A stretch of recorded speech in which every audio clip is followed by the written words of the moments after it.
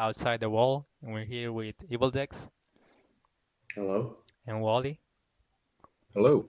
and me, Raim, and we'll be talking about Police Story, which was directed by Jackie Chan. This film is basically a Hong Kong cop. It's looking into this mafia, Chinese mafia king, and trying to catch him. And we'll start with Wally on his opinion. So yes, I mean, I admittedly like Jackie Chan movies, or at least the Jackie Chan choreography of films that he's in, and I don't know a single person who doesn't.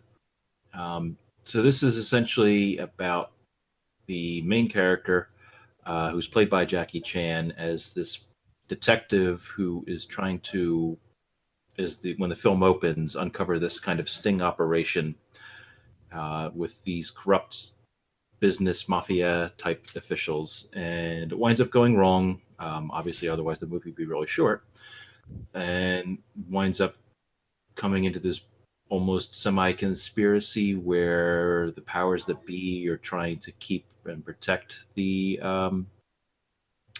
mafia bosses, or at least make sure that uh, they get us the least kind of sentence as possible, and it winds up being with Jackie Chan's character essentially going vigilante by the end of the film and taking the law into his own hands in order to stop the corruption.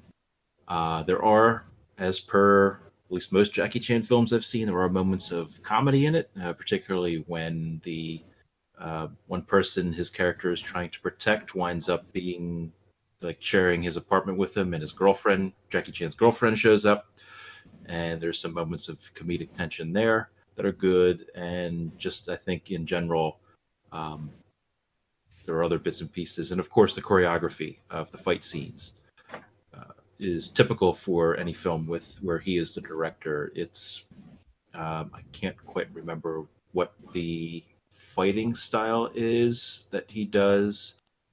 Um, Someone can correct me or let me know what that is though. But just that type of fighting style, it always makes me wish I had taken lessons in it when I was younger, because I feel like I could be able to stop like anyone if whether I was walking down the street and potentially getting mugged.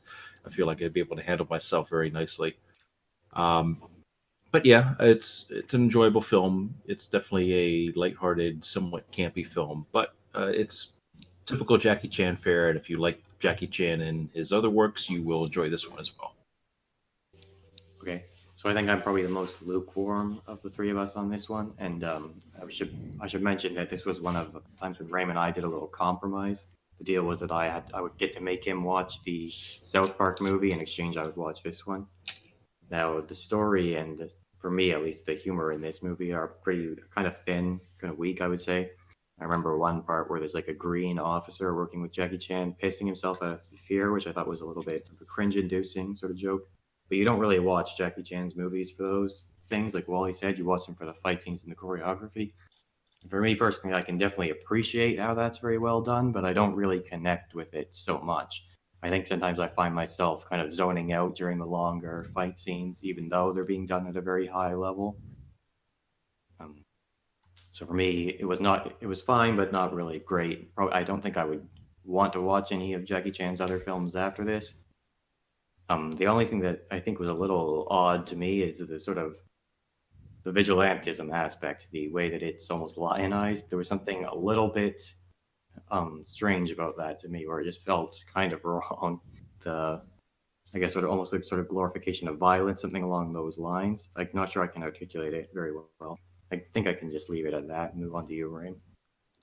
Yeah, so I had actually seen this film before, and I wanted to watch it because yeah, the idea was that I wanted Evil Dex to appreciate Jackie Chan Chinese action, where I feel it's very well done and a top tier action, even it's still a lot better than many of the modern action films that are being done. One thing that I like about this is that many of the takes are long. You don't have that kind of sensation where they're doing like 1,000 cuts per per blow. and then everyone's punching each other, and you don't really see what's happening, and the camera shaking, and before the punch hits, they cut, and then you see the guy falling, and I really like that in Jackie Chan's films you can appreciate the action, at least in the Chinese film that he's in. It's amazing. Regarding the fighting style, I think he does kung fu, Wally. Uh, Yes. Okay. I know he I does was going to others say too. it. I was going to say it, but I didn't want to sound like I was being obtuse, not knowing. Yeah, I think it's kung fu. He does other ones too, if I remember correctly, but yeah, usually kung fu. And yeah, no, I really enjoyed this film. I do enjoy some of the comedy aspects. Like he makes a lot of scenes very entertaining to watch. Like when he's alone in the police office, and there are many calls about people coming in and talking about they need some help because they've been mugged or they've been raped, or it's just his girlfriend calling to set up a date. And the way that scene goes on, where he grabs all the phones, and he also ends up obviously literally tangling up all all the calls. It's very entertaining to watch. I do agree that some of the moments are are very childish and a bit cringy. Well, kind of cringy to be honest, like the police pissing himself. But a lot of the other ones I do like a lot of this Chinese comedy that they have. They're very lighthearted. At least with Jackie Chan, they're very lighthearted. It's very campy. The final stretch is a bit more serious because of what Jackie has to go through. And I do agree that it's a bit mixed. In regarding like the way Jackie Chan takes reign of the situation, but I think that in the end it's still dependent on what the system will do, because it's not like he just outright murders the mafia kingpin. He just basically punches him a lot until once he's captured. But yeah, no, I really love this film. Um, we can get into discussion then. Yeah. So the point you brought up about the comedic scene with the phones, I think, is also another case where Jackie Chan is showing how like his kung fu skills can be used to comedic effect as well. I think this is something that I've seen in other films, not necessarily that he's directed, but the two that come to mind are Shanghai Noon and Shanghai Nights, where the same kind of comedic element is used based on his skill set. It's not necessarily like a comedian writing the lines. It's just him in a situation where he's just utilizing his fighting skills to try and handle something and winds up being just humorous on screen. I haven't seen many other Chinese films to really be able to comment on it, but I would like to say that when Raymond brought up the phone scene, I remembered it as being a good scene. I agree with him. That's a well done one. You can almost say there's choreography being applied to that too, with the way he's Yes. moving around in his chair and the tangling of the phone lines. Pretty good. Yeah, it's turning something that will be mundane into something very engaging to watch, because it could have just been him just running around the office and picking up a phone and then the other, and then just like, oh, this is not the phone that I was supposed to pick. But instead he just makes it a lot more interactive and engaging with his he grabs the phone, he moves around in the rolling chair, and then he tangles up one phone with another, and he just tries to run to the office with a kick to send the chair spinning to the office. It's a really fun and engaging scene that could have been just very simple. It could have been still a bit humorous, but definitely not as much as Jackie Chan managed to pull off. And it's also I've said this, that something that I like about Jackie Chan is that he's very dedicated to his craft.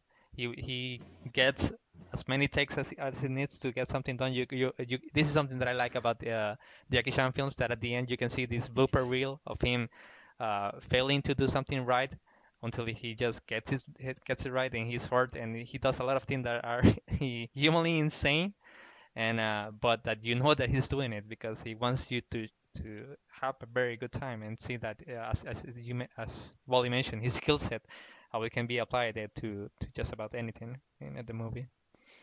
Well, I guess to just go back to that phone scene again, it also could have, to your point, just been edited very heavily, whereas just every cut is just him picking up another phone, and you don't get to see kind of the interaction he's having with the desks and with the phone lines and stuff. It could have been that as well.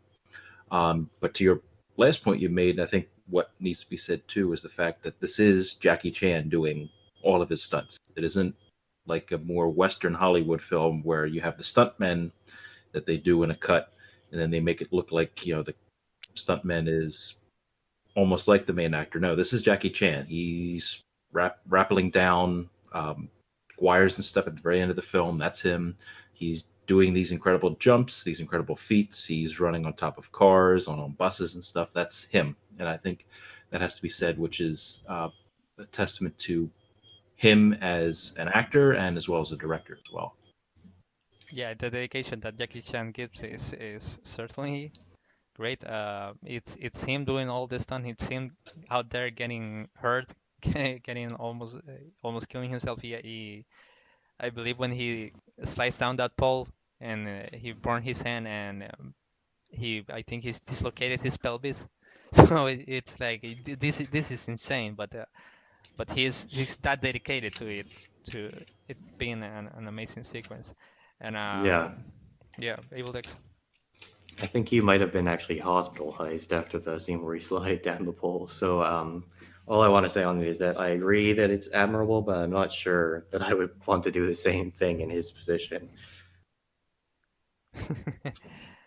Yeah, it's definitely tough to take. Yeah. I do agree with that the plot of the film isn't uh, like that strong, but I would say that it's at least consistent enough to not be uh, bothersome. It's very practical about Jackie needs is in a sting operation. He captures the kingpin, then he's let go on the trial because he failed to protect. He messed up on protecting the witness, and so on. So it's just basically as set pieces of Jackie Chan how he can have a very good time making a very engaging action scenes, a very engaging mundane scene, and it's nothing like that would leave me thinking about, oh yeah, there was this plot twist or something like that, Right. or what did the themes of the film were. But it's at least campy enough to not at least until the end where it does get a bit more serious. But in general, it's very campy enough to not feel like it's a very dumb plot or just very bothersome. It's practical for what Jackie needs and what he's doing here.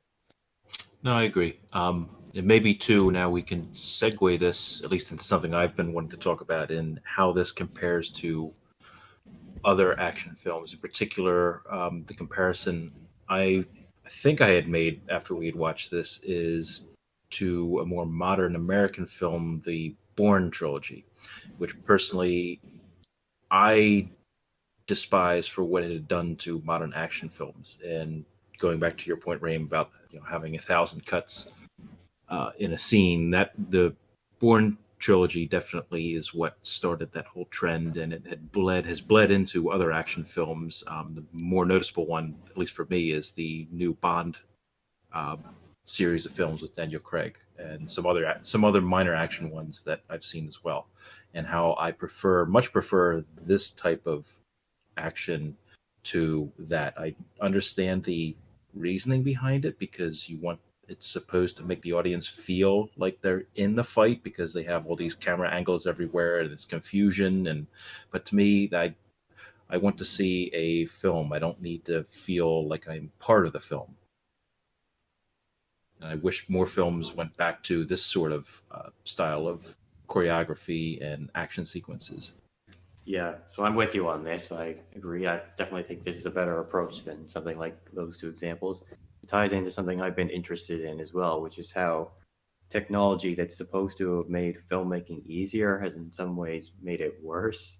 I think that might just be people's temptation to over rely on the technology and end up being kind of lazy in their filmmaking.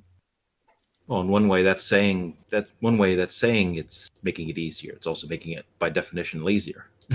Yeah, I guess so. But the theory would be that if you can do something more easily, you can kind of do more of it as a result. You Right. can develop it more and achieve things that previously wouldn't have been possible. But in my experience, there's some examples of that, but in practice, it seems more negative than positive. Almost simply to become some kind of cultural luddite.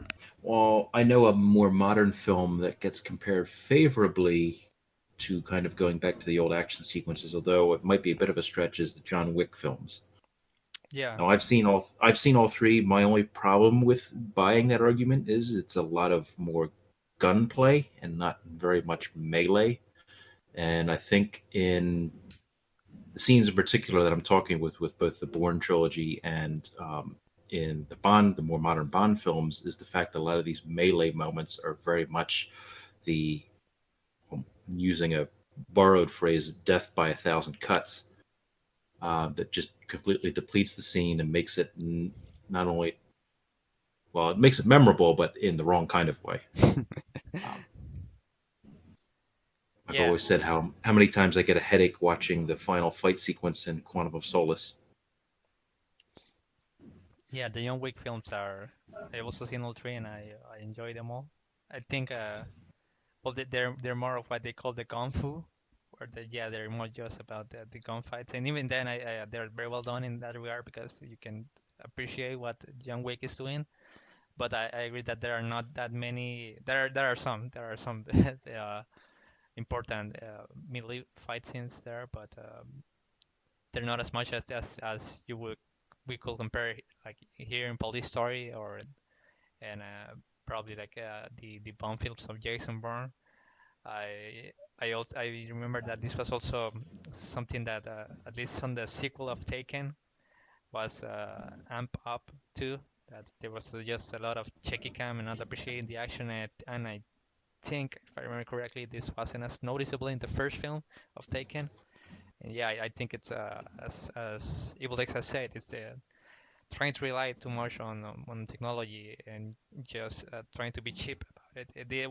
We made this comment too with CG in the past, that sometimes Hmm. you don't need that much CG for something in a film, but then you end up with a lot of situations uh, where we could say that, as you had mentioned, I don't necessarily need to feel like I'm in the film. I need to see it, but sometimes I also don't want to for it to be so jarring when you look at something in a scene that you see like that isn't real, and it's in but the contrast between the real and it makes it look very strange, and sometimes it ages very poorly, very terribly. Right. And Yep. I have made this comment with it's nice when sometimes they make the puppetry for like a monster or a creature in a film, and then they may use a bit of CG to amp it up a bit, but it's not that much that it brings down the experience.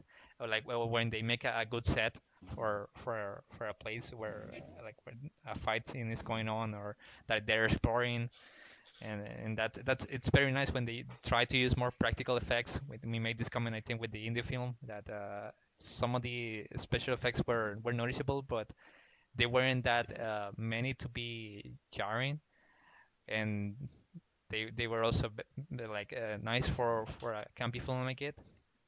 So the same applies to this, that sometimes you don't need to to use so many cuts or edits for editing and special effects for things that could be appreciated in a single take.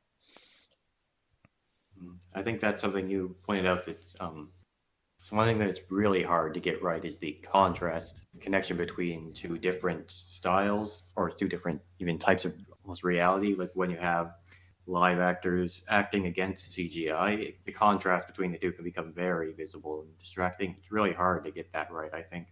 So that's something that filmmakers should be really wary of when they're using a lot of CGI.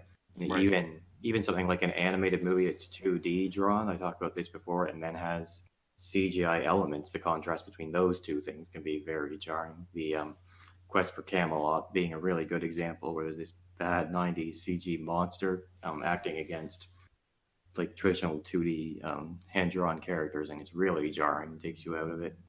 No, and I guess maybe too. Maybe I don't give the John Wick movies enough credit because at least maybe to your point, Exet, they're at least trying to utilize the technology in the right way, not just relying on it as a crutch almost to make the scene. Mm. One thing I should add briefly is that it is possible to get those right. I think a film that a lot of people talk about, but I haven't seen, that should probably be mentioned is Who Framed Roger Rabbit, which for most of its entire runtime is animated characters playing off against live action actors, and it apparently does that very well. I agree. Well, the biggest one I think that probably gets the most praise is Peter Jackson's Lord of the Rings, particularly with scenes like with Gollum, and the fact that it was both practical effects. It was both Andy Serkis actually acting there, but then on top of it, it was thrown with this heavy CGI.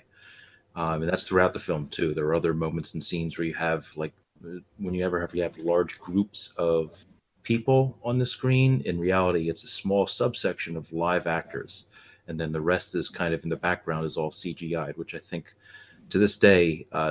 The Lord of the Rings trilogy still holds up very well, and it's one of those movies that I think even 50 years from now will still hold up very well. In contrast, unfortunately, with the more recent Hobbit films, which I don't think will stand up as well because of the movies tending to rely on the CGI and special effects.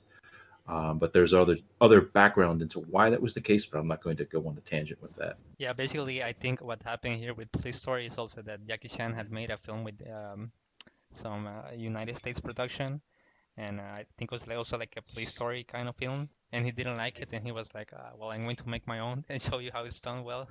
So um, I cannot, at least I feel that he did very well in it, showing how action can be done really well. I've seen several of his films, so uh, I do like that aspect of him a lot. We should bring him on the podcast. Then he complain about CGI, and he'd fit in right along with us. Yeah, it could probably be. And yeah, no, I think that's something that I would say about it. I feel that at least when it comes to this film, as I mentioned, it's it's something that I really wish would still be seen more by. Yeah, Wally had made this comment that uh, hopefully Western directors will focus more on the Asian directors for the action because they have gotten down the formula for action very down well. So yeah, hopefully that will be the case for more films in the future. Yeah, I agree with that. This is definitely a model of something I'd like to see go back to. Unfortunately, we'd have to convince a lot of bigwig executives to go that route. Yeah. So everybody forward this as an email to all the bigwig executives you know. Bob Iger, we're talking to you. Yeah, no, definitely. I think in going back a bit of the like the Bond films, some of them suffer a lot from it. Like I also didn't like Quantum, and I think I had blocked out a great part of it in my memory until Wally had made a comment some time ago about the shaky cam and the thousand cuts. Uh, we watched Casino Royale together with Double Dex, and at least it's not as prominent there. A lot of the chase sequences are more approachable, and I think Casino Royale is a better Well, film for it. well, Quantum of Solace also had a different editor too, and this editor was, I think, if I quick look this up, he was notorious in some of his other films for having 1,000 cuts as well. But yeah, that's part of the reason why there's that contrast between Casino Royale and even, or I should say, Quantum of Solace and the rest of the Daniel Craig films, is because this was a particular editor. Oh, sorry, director, Mark Forrester, who was notorious for having the 1,000 cuts. Yeah, because World War Z was his other film that I know that had like 1,000,000 cuts. That was kind of annoying. Yeah, I thought he was going to be like the guy that did this. Well, when you say Aitor at first, I thought I was going to mention like I mentioned Taken 2 because I think that guy also did some of the Transporter films and they also have the same thing. So yeah, it's a scene. I would say that's a scene trying to in action. Having this that this police story came out in 1985, so that we're talking 25 years now of action that could have been appreciated and followed suit. It's like there's really no excuse for it. As you was mentioned, that the technology has come forward. It's not to be lazy and for it to be a crush, rather to enhance it or do more with it. Well, I mean, the only excuse I could think of potentially is just time crunch, especially with more and more studios demanding, especially movies like this that are in a long running series, to have a consistent release rate. Um, to basically, as soon as the last film, as soon as the most recent film is shot and production is done, they're immediately starting production on the next one. And I think it's just that crunch time that probably, unfortunately, forces most directors to take this route, even though they might not necessarily want to. The Hobbit being another good example of why this was the case. Essentially, Guillermo del Toro was originally slated to direct it, but then he left due to creative differences, and then Peter Jackson came in. But unfortunately, Peter Jackson was given the same exact release date by the studio as Guillermo del Toro was, so with less time. So he had to scramble and try and come up with a coherent film, and unfortunately, because of that, the films in general kind of suffer for it. Yes, so I think The Hobbit definitely is a good case study in all the negative things that have come along with the growing size and scope of film production. Like it's also an example of the trend of a movie series being stretched out into more installments than it probably needs. I think there was this perception that because The Lord of the Rings was split into three movies, The Hobbit had to be as well. But the thing is, The Lord of the Rings as a book was split into three volumes because it was huge, whereas The Right. Hobbit is a much shorter movie. So there's actually a lot of extended material. The Lord of the Rings movies feel like they're cut down. A lot of things get cut out, but the Right. Hobbit movies actually introduce a lot of new material to try and pad the book out into a three film trilogy. And I Though think, to be fair, it's also to try and make a coherent connection to the Lord of the Rings movies as well, which is something the books themselves don't do. yeah, Tolkien actually didn't really intend to write a sequel when he was writing The Hobbit. And there's a, amusingly, he intended, or originally intended Lord of the Rings to be the shorter sequel to The Hobbit. You see Well, that? if I remember too, Tolkien had to actually go back and rewrite parts of The Hobbit, particularly the scenes with Gollum, because when he wrote Lord of the Rings, he realized that Gollum was a much more important character, and then had to fix that in The Hobbit. See, yeah, I didn't know that. It's interesting.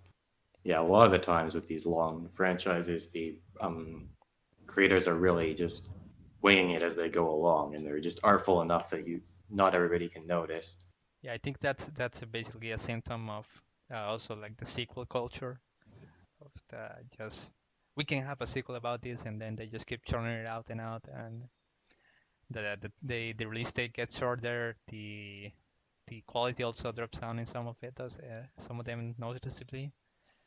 And Jackie Chan does have the or had in those cases the advantage that he had pretty much full control of his production, and he will do as many takes as it took to get a shot right and a choreography right. So it's definitely in his favor in that regard, and that's something that the time crunches when they're dealing with a production they're definitely a symptom. But even then, I will say that if you can't do as much of it, then they could probably scale it down, and if possible, preferably if they really talk about it, then scale it down and just have a few set pieces that are very well done, rather than just a lot of them that are, as you mentioned, memorable for the wrong reasons.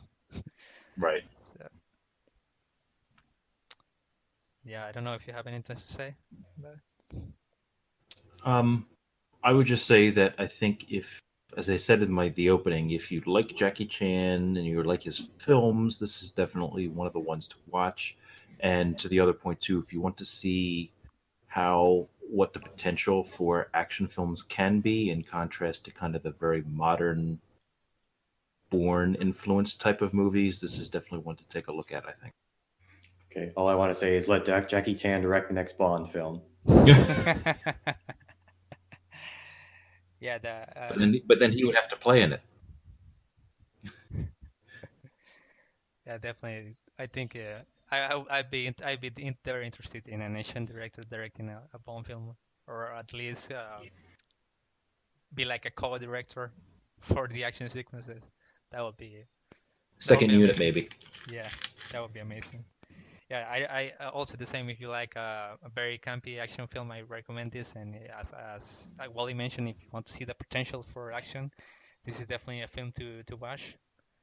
And thank you for listening to us. See you next time. Goodbye. Goodbye.